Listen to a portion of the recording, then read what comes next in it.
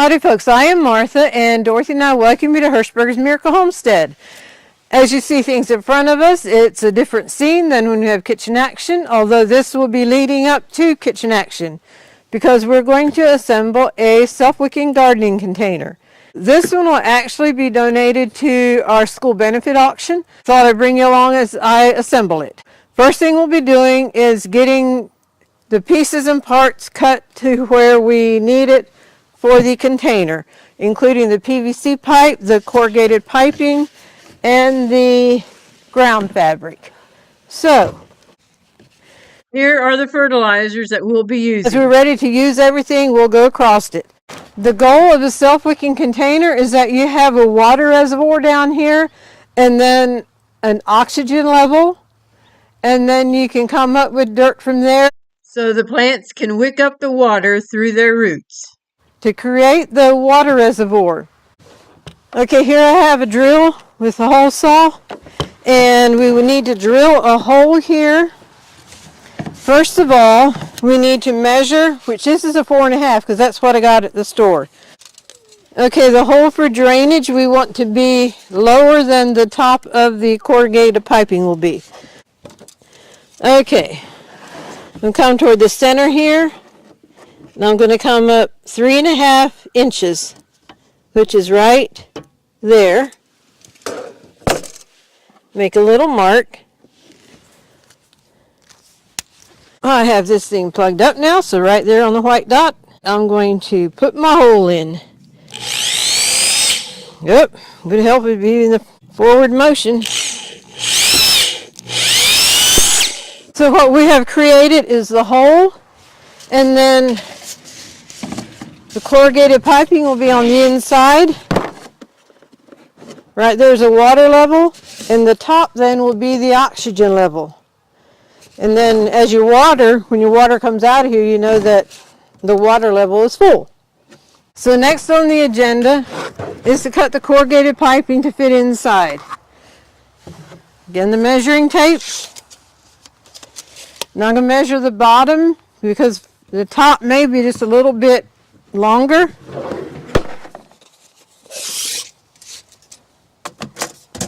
That's 24.5 inches. So the corrugated piping, I'm going to cut at 23, and that gives me room to put some dirt behind it. So let me get the corrugated piping up here and get it cut.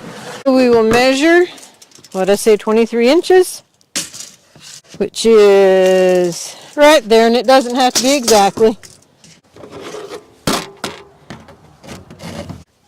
So that is 1.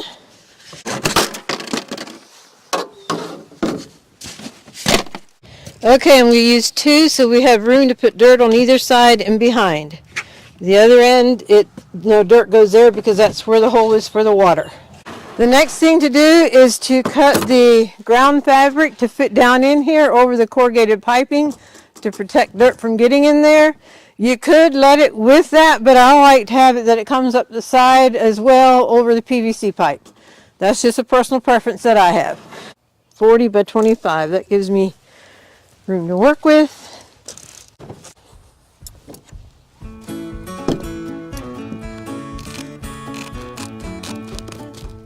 Hopefully I can cut straight enough just by eyeing it.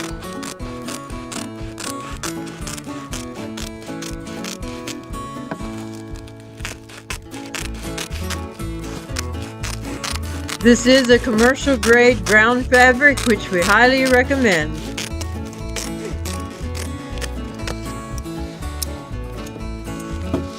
Alright, we're done with the long roll. Let me remove it.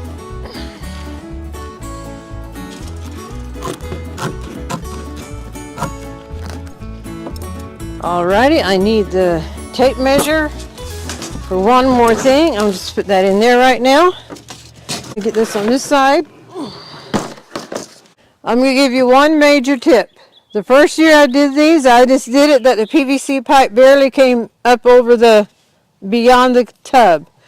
Well, then when you have mature plants, to get to it to add water down in, it made it unhandy.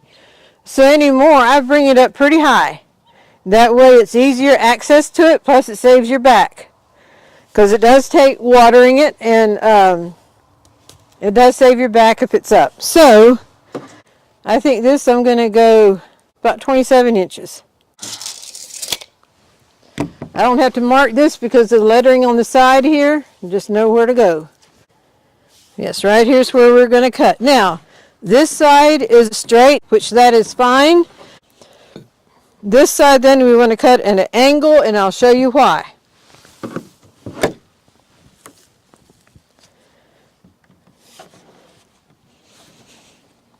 I'm using the tailgate of the truck also.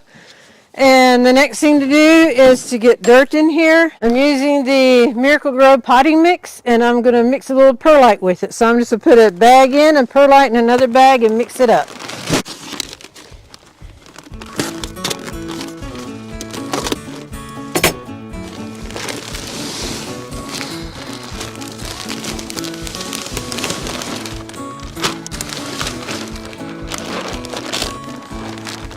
I don't know how much you think it'll take, but we're going to be making some more, so I thought I'd just go ahead and mix this up. Let me get the perlite.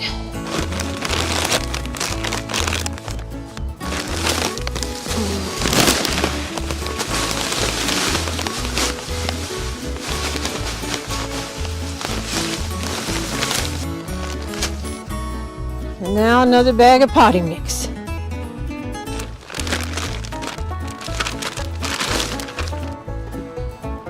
And then with the shovel, I'm just going to mix it all up so the perlite gets mixed in there with it. By the way, sometimes when I'm working in the kitchen, I'll mention that I'm working with Mom's bowl or Mom's this or Mom's that. Well, this time Dad can come in the picture. I said I'm working off the tailgate of a truck. It's a 1995 Chevy truck that he gifted to me before he passed away in 2010. So I've had that thing for 14 years now, and I enjoy it. Put my dogs in there, take them for a ride. They enjoy it, I enjoy it. Okay. All right, we have all the moving parts together, cut, ready to go, and we're ready to assemble now. And I want to show you the one end of the PVC pipe. It's okay if it's even because it'll be at the top. You can actually put a cap over it. But the other end, you want it at a slant because when you, wonder if you see it better on the black, when you set it down in the container and it hits the bottom, it will, if it's flat like that, the water can't get through. If it's at an angle, then the water can get through. Be sure what's in here is at an angle. The hole is on this end.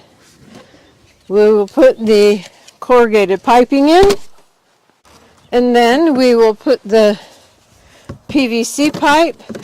Have the PVC pipe that's on the end that the hole is, because as you fill it, as you put water back in here to fill it up, you want it on the same side so when it's full, the water will come out and you know you're done. I didn't burn off the edges because I knew it'd be down in, except this is the outside edge, the solvent edge, so we're going to put that up against the, what runs up the PVC pipe.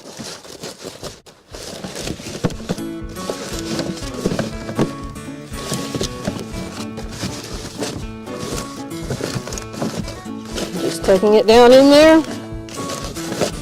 The two corrugated piping are together there. Then there's a PVC pipe coming up. Here's where the dirt starts. Having the ground fabric against the edge, and then coming up over the corrugated piping.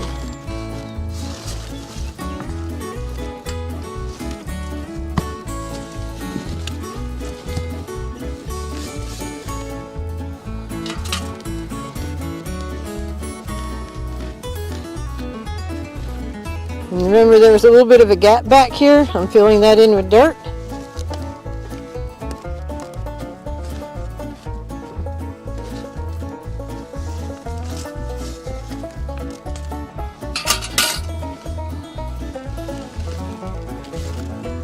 As you can see, I'm tucking the ground fabric around the corrugated piping with the dirt. Beautiful part here, the dirt cannot go through the ground fabric.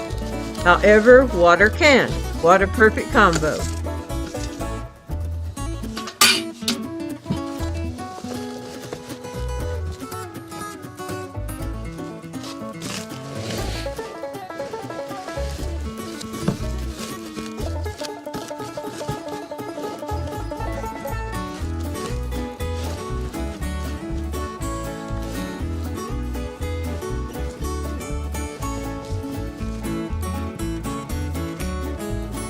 Here is where we're going to put our fertilizers, so when the roots are mature and blooming and producing fruit, they're down here where the fertilizer is and it can feed it.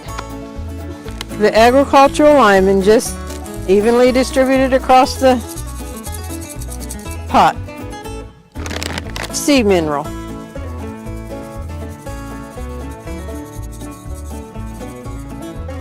Epsom salt.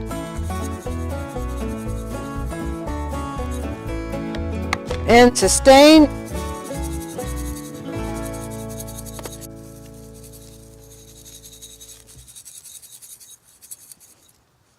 That is all of the ingredients, and I should have showed you the bag of each one as I was going along. So here's an up close look at the sustain, the sea mineral, garden lime, and Epsom salt. If this would be staying here, I would place it in the garden where I want it because of the weight. But since it is going to the school for the benefit auction, I'm going to go ahead and put the dirt in that we need.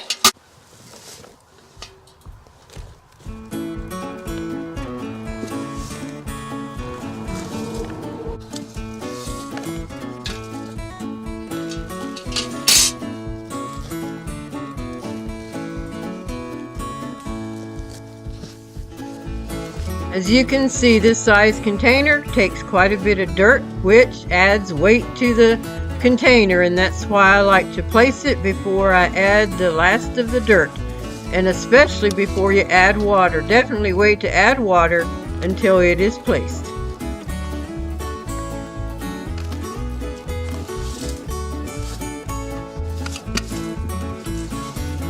Okay, that's going to be full enough.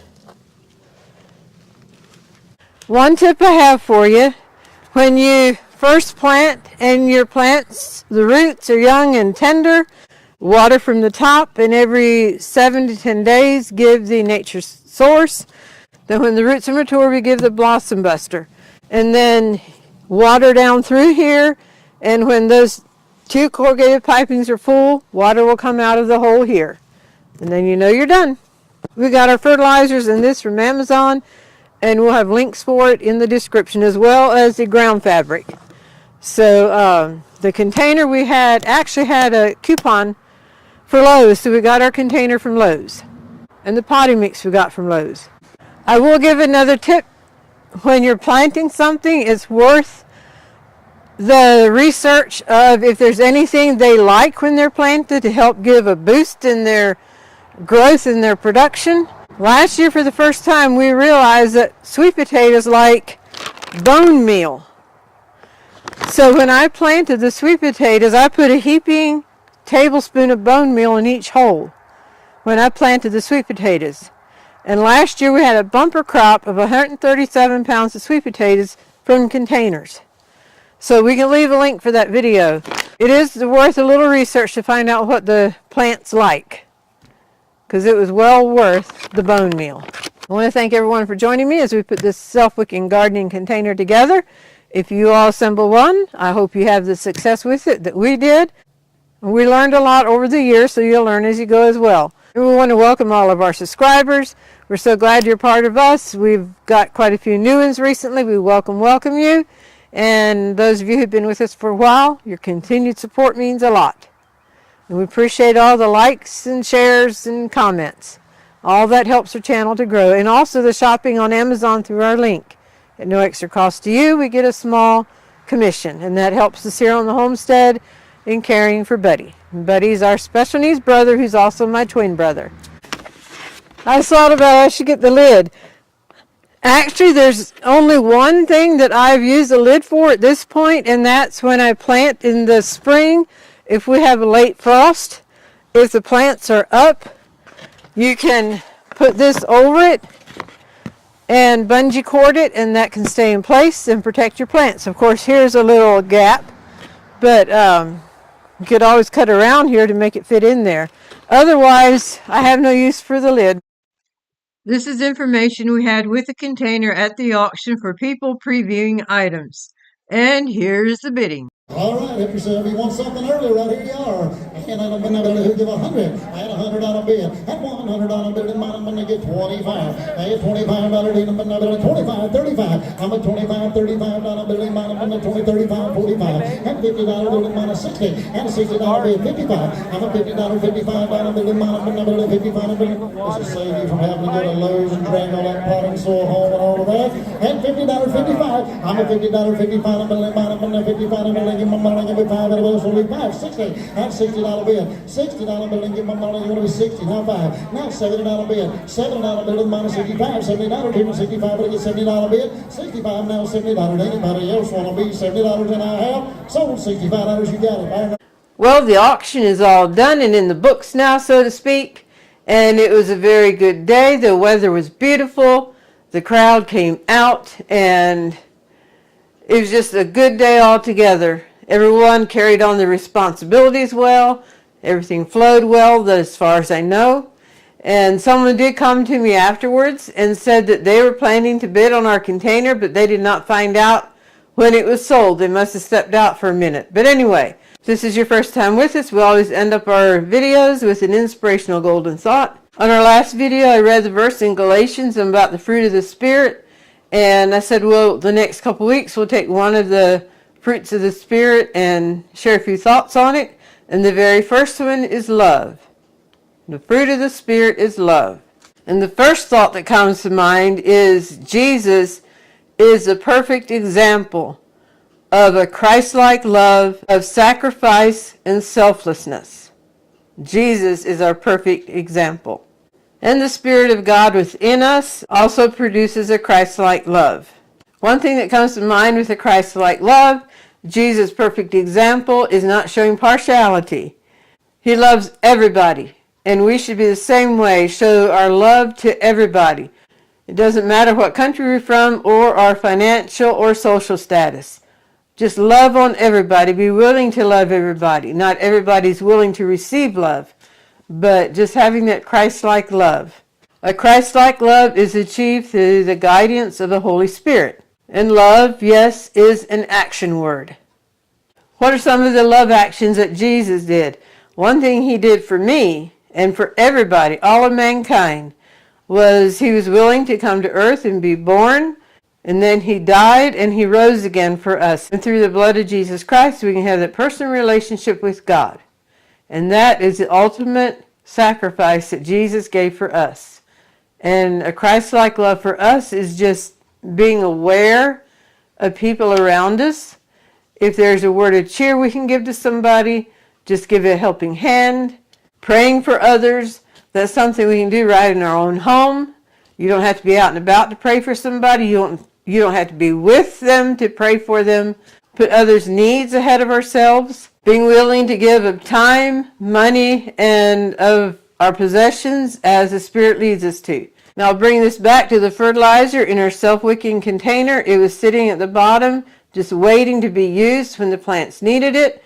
Let's that be that person that God can use, that Jesus can use with a Christ-like spirit to be used however he wants to use us. Whether it's just giving a word of encouragement, praying for somebody, or whatever it was that we mentioned here. If we feel like God is calling us to do that, being willing to do that. This wraps us up. We hope you've enjoyed the video. We hope you've been blessed, encouraged, and inspired. And until next time, God bless.